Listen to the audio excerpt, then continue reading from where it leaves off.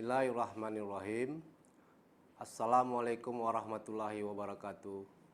Salam sejahtera untuk kita semua. Kami dari tim gugus tugas percepatan penanganan COVID-19 Kabupaten Aceh Tenggara dengan ini menyampaikan perkembangan terkini percepatan penanganan COVID-19 di wilayah Kabupaten Aceh Tenggara pada hari ini, Jumat 19 Juni 2020. Pertama, orang dalam pemantauan atau ODP berjumlah 5 orang. Kedua, pasien dalam pengawasan atau PDP berjumlah 0 orang.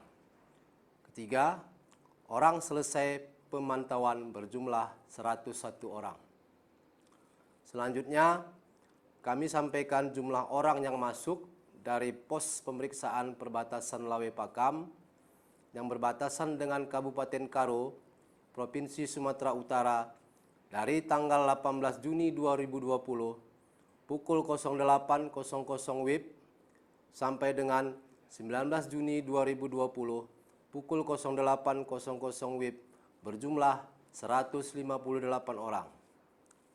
Dalam kesempatan yang baik ini, kami dari tim gugus tugas percepatan penanganan COVID-19 Kabupaten Aceh Tenggara kembali menghimbau, mengingatkan dan mengajak kita semua untuk tetap mematuhi protokol kesehatan, pencegahan penularan COVID-19, terapkan perilaku hidup bersih dan sehat, jaga jarak fisik antara satu dengan yang lain, hindari tempat keramaian atau kerumunan orang, atau yang sering kita sebut physical distancing dan social distancing.